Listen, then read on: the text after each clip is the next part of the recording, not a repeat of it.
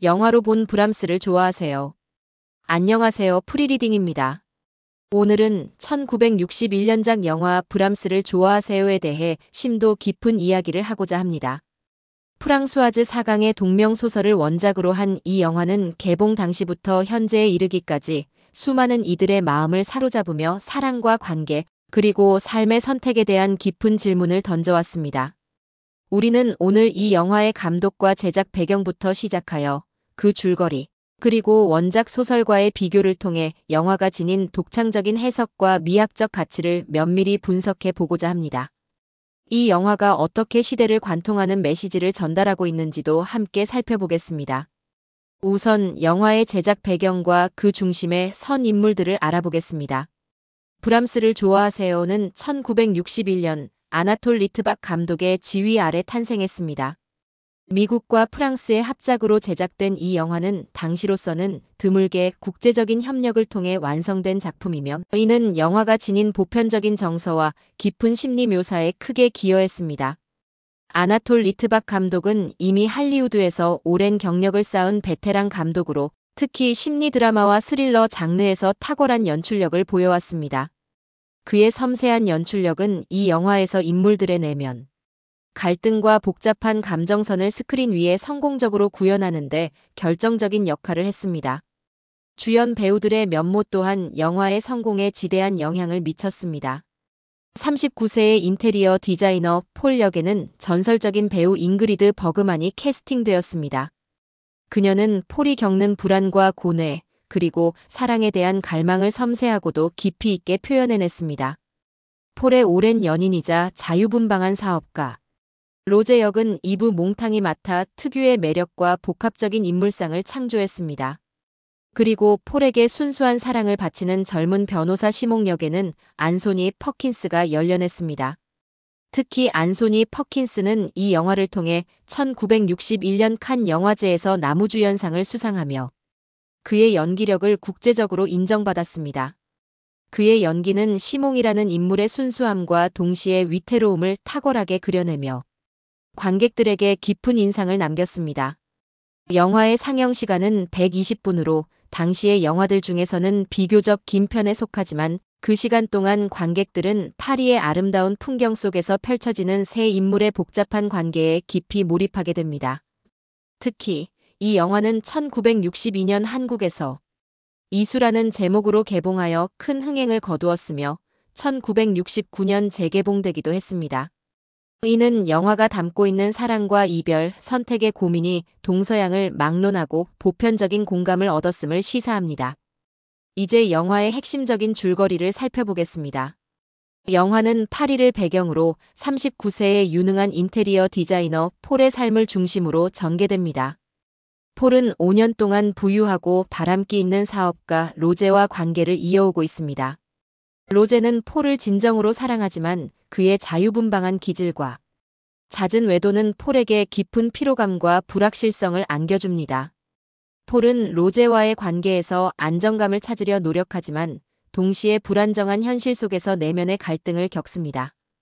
그녀는 로제를 사랑하면서도 그에게서 벗어나지 못하는 자신을 발견하며 점차 지쳐갑니다. 이러한 상황 속에서 폴의 삶에 새로운 인물, 젊은 변호사 시몽이 등장합니다. 시몽은 폴의 고객의 아들로 그는 첫 만남부터 폴라에게 강렬한 끌림을 느끼고 적극적으로 자신의 마음을 표현합니다. 시몽의 순수하고 열정적인 구애는 폴에게 혼란과 동시에 새로운 감정의 파동을 일으킵니다. 폴은 시몽의 젊음과 순수함에 매료되지만 동시에 자신과 시몽의 나이 차이, 그리고 로제와의 복잡한 관계 속에서 깊은 갈등에 빠지게 됩니다. 그녀는 익숙하지만 불안정한 로제와의 관계와 미지수이지만 순수한 시몽과의 새로운 가능성 사이에서 방황합니다. 영화는 폴이 이 두 남성 사이에서 사랑의 의미, 행복의 본질, 그리고 자신의 진정한 욕망을 찾아가는 과정을 섬세하게 그려냅니다. 폴의 내면에서 펼쳐지는 갈등은 관객들로 하여금 사랑과 삶의 선택에 대한 깊은 사색을 유도합니다. 영화는 결국 폴이 어떤 선택을 내리는지를 명확히 제시하기보다는 그 선택의 과정과 그로 인한 인물들의 감정 변화에 초점을 맞춥니다. 이 지점에서 영화는 관객들에게 많은 여운과 질문을 남기며 단순한 로맨스를 넘어선 심리 드라마의 깊이를 보여줍니다. 다음으로 영화 브람스를 좋아하세요가 원작 소설과 어떻게 차별화되고 있는지를 비교 분석해 보겠습니다. 영화는 프랑수아즈 사강의 동명 소설을 기반으로 하고 있지만 스크린이라는 매체의 특성을 살려 소설과는 다른 독창적인 해석을 시도합니다. 가장 큰 차이점 중 하나는 진행 속도입니다. 영화는 소설보다 훨씬 빠른 템포로 전개됩니다.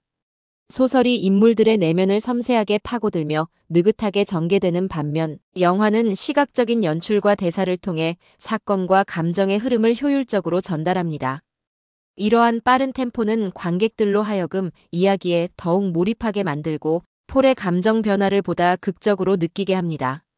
소설에서 느껴지는 사강 특유의 느긋하고 관조적인 분위기가 영화에서는 다소 희석된 반면 영화는 시각적인 아름다움과 배우들의 연기를 통해 그 분위기를 보완합니다. 두 번째 중요한 차이점은 감정 묘사의 방식입니다. 소설은 등장인물들의 심리 변화와 감정의 미묘한 흐름을 매우 섬세하고 깊이 있게 다룹니다. 작가의 서술을 통해 인물들의 내면을 직접적으로 들여다볼 수 있으며 이는 독자들이 인물들의 심리에 깊이 공감하고 이해하는 데 도움을 줍니다.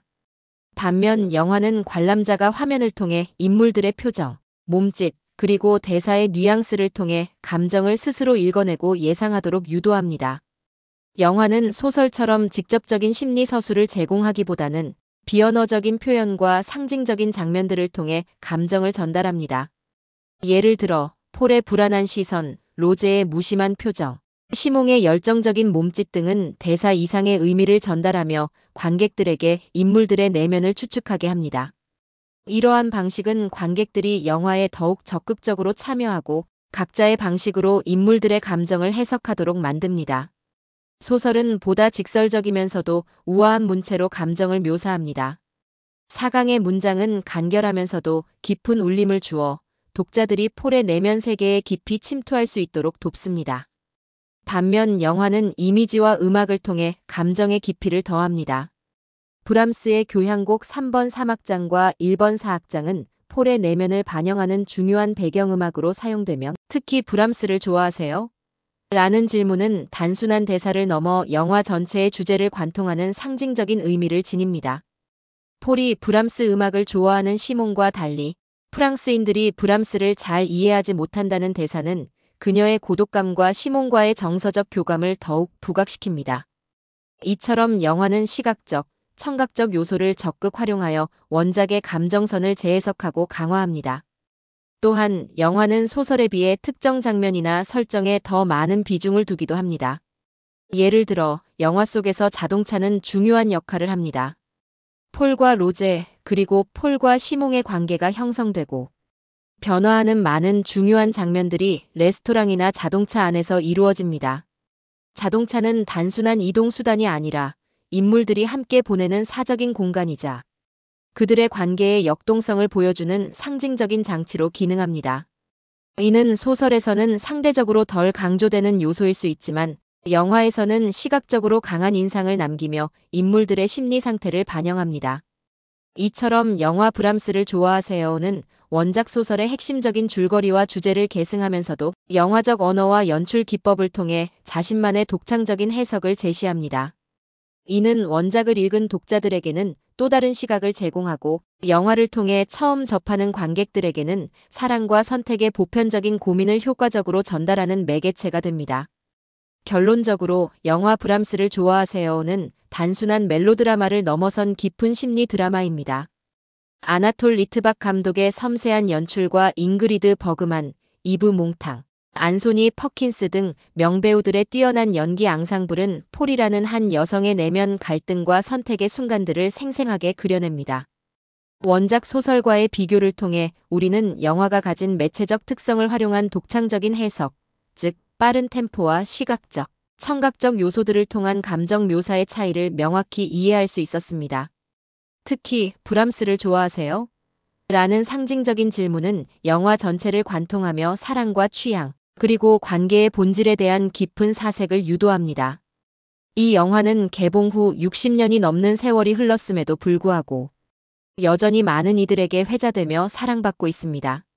이는 폴이 겪는 사랑과 이별, 그리고 삶의 선택에 대한 고민이 시대를 초월하는 보편적인 인간의 감정이기 때문일 것입니다. 복잡한 현대 사회 속에서 우리는 여전히 관계 속에서 방황하고 자신만의 행복을 찾아 헤맵니다. 브람스를 좋아하세요는 이러한 우리에게 사랑이란 무엇이며 진정한 행복은 어디에서 오는가에 대한 질문을 던지며 스스로 답을 찾아보도록 초대합니다. 오늘 이 시간 브람스를 좋아하세요. 영화에 대한 깊이 있는 분석을 통해 이 명작이 지닌 예술적 가치와 시대를 관통하는 메시지를 함께 탐구할 수 있었기를 바랍니다. 감사합니다.